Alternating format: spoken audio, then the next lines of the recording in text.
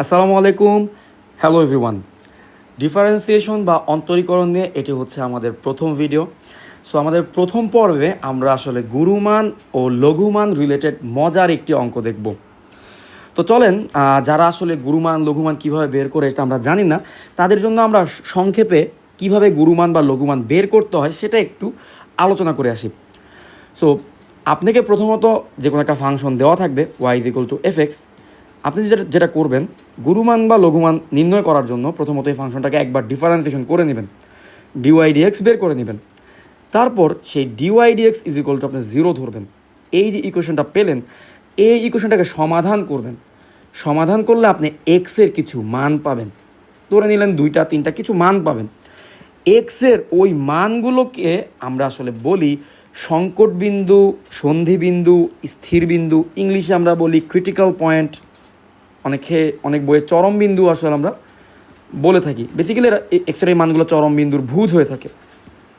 তো যাই হোক, তারপর আপনি যেটা করবেন, এক্সের ওই মানগুলোকে আপনি আপনার যেই ফাংশনটা দেওয়া ছিল সেই ফাংশনের ডাবল ডেরিভেটিভের ভিতরে বসাবেন। ওই এক্সের মানগুলোকে বসিয়ে আপনি চেক করে দেখবেন ডাবল ডেরিভেটিভের ভ্যালুটা 0 থেকে ছোট হচ্ছে নাকি 0 থেকে বড় হচ্ছে। যদি দেখেন ডাবল ডেরিভেটিভের ভ্যালু 0 থেকে বড় হচ্ছে, তাহলে এক্সের ওই মানে আপনার বেসিক্যালি কী আছে, লঘুমান বা মিনিমা আছে। আর যদি উল্টাটা হয়, অর্থাৎ এক্সের ওই মানটা ফাংশনের ডাবল ডেরিভেটিভে বসানোর কারণে ডাবল ডেরিভেটিভের ভ্যালু 0 থেকে ছোট চলে আসে, তাহলে এক্সের ওই মানে আপনার কি পাওয়া যাবে, আপনার হচ্ছে গুরুমান বা ম্যাক্সিমা পাওয়া যাবে। সো ডাবল ডেরিভেটিভের মাধ্যমে বেসিক্যালি আমরা চেক করে নিলাম আমাদের এক্সের একটি নির্দিষ্ট বিন্দুতে আসলে গুরুমান আছে নাকি লঘুমান আছে। এখন আপনি তো গুরুমান বা লঘুমানটা নির্ণয় করবেন। তো আপনি যেটা করবেন, কনফার্ম হয়ে গেলেন এক্সের ভ্যালু x1-এ মনে করেন গুরুমান আছে, এটা কনফার্ম হয়ে গেলেন।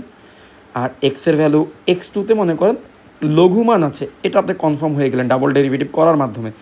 এখন আপনি কি করবেন, মেইন যে ফাংশনটা ছিল f(x), তার মধ্যে x1 বসিয়ে গুরুমান বের করে ফেলবেন। মেইন ফাংশনের মধ্যে আপনি x2 বসিয়ে লঘুমান বের করে ফেলবেন। তো এই হচ্ছে মোটামুটি আমাদের গুরুমান বা লঘুমানের প্রসেস। সো লং স্টোরি যদি শর্ট করে বলি, গুরুমানের জন্য আমরা ফার্স্ট ডেরিভেটিভকে 0 ধরবো, সলভ করবো এক্সের মান। সেকেন্ড ডেরিভেটিভকে অবশ্যই গুরুমানের জন্য কি হইতে হবে, 0 থেকে ছোট হওয়া লাগবে। লঘুমানের জন্য সেম, ফার্স্ট ডেরিভেটিভ =0 ধরবো, কিন্তু সেকেন্ড ডেরিভেটিভকে কী হওয়া লাগবে, 0 থেকে বড় হওয়া লাগবে। সো এই যে এতক্ষণ পেঁচাল পারলাম, চলেন এবার একটা ইন্টারেস্টিং প্রবলেম নিয়ে আলোচনা করি। এই প্রবলেমটা কেন ইন্টারেস্টিং এটা আসলে একটু পরেই আপনারা জানতে পারবেন। সো আমাদের প্রবলেমটা হচ্ছে y=x + 1/x।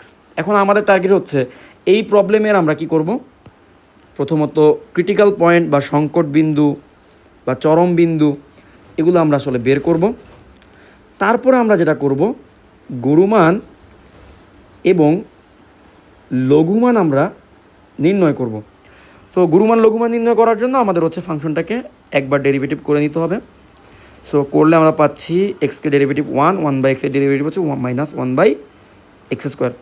যেহেতু আমাদের অঙ্কের একটা স্টেজে ডাবল ডেরিভেটিভও লাগবে, আমি একই সাথে এই ফাংশনের ডাবল ডেরিভেটিভও বের করে নিচ্ছি। সো 1 - 1/x² ডাবল ডেরিভেটিভ হচ্ছে 1 এর ডেরিভেটিভ 0। 1/x²কে ডেরিভেটিভ করলে আমরা পেয়ে যাচ্ছি হচ্ছে -2, আগে চলে আসলে প্লাস হয়ে যাবে, তো 2/x³। সো আমরা এই ফাংশনের ফার্স্ট ডেরিভেটিভ এবং ডাবল ডেরিভেটিভ পেয়ে গেলাম। এখন আমাদের কাজ কি, ফার্স্ট ডেরিভেটিভ =0 ধরতে হবে। ফার্স্ট ডেরিভেটিভ =0 ধরা মানে হচ্ছে 1 - 1/x² 0 ধরা। ওইটা মানে হচ্ছে x² = 1 অ্যান্ড x +1, -1। এক্সের দুইটা মান আমরা পেয়ে গেলাম।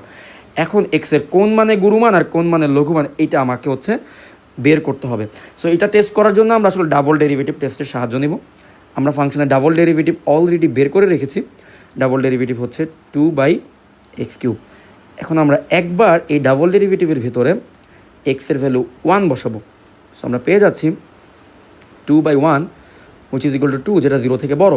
তার মানে x = 1-এ আমাদের কি আছে, লঘুমান আছে।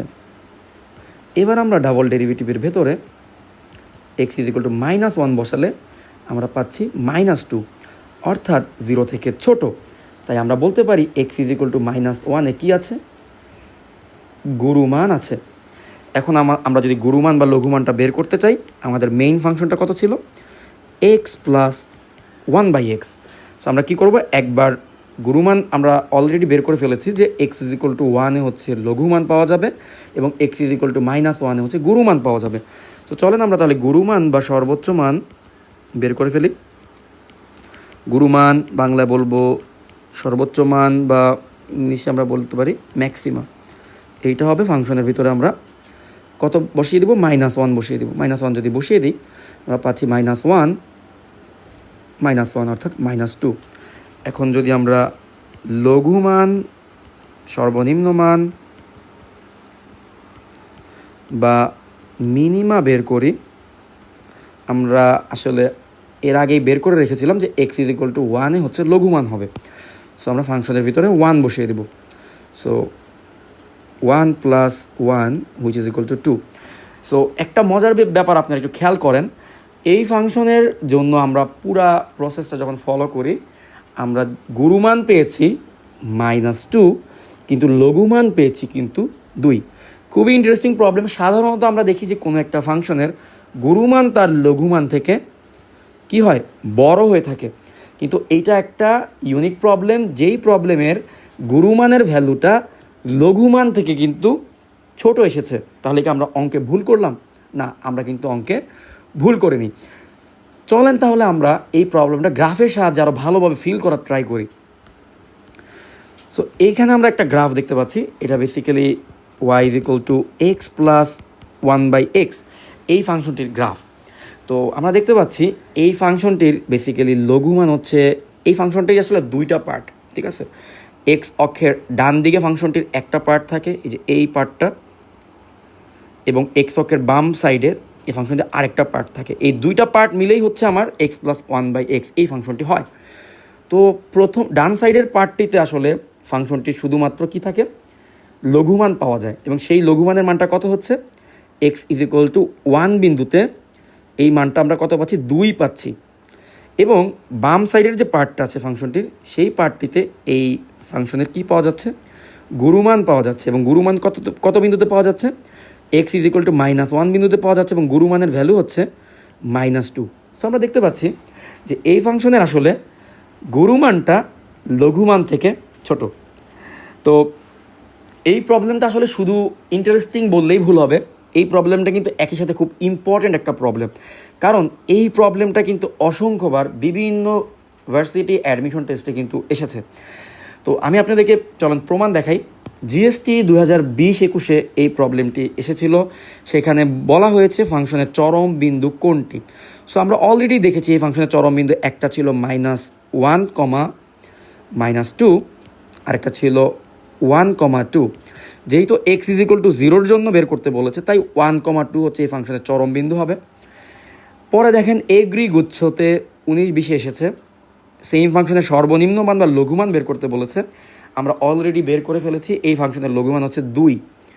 তারপরে দেখেন খুলনা ইউনিভার্সিটিতে 19-20 এসেছে, যে এই ফাংশনটি দিয়ে বলছে যে এই ফাংশনটি গুরুমান লঘুমান অপেক্ষা ক্ষুদ্রতর হলে গুরুমানটি কত।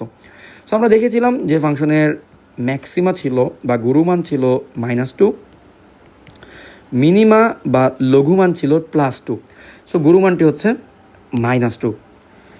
সো আবারও দেখেন রাজশাহী ইউনিভার্সিটির 17-18-তে এসেছিল গুরুমান কত, -2, এবং চট্টগ্রাম ইউনিভার্সিটি 14-15-তে এই প্রবলেমটি দিয়ে বলেছিল লঘুমান ও গুরুমান সম্পর্কে নিচের কোন সম্পর্কটি সঠিক।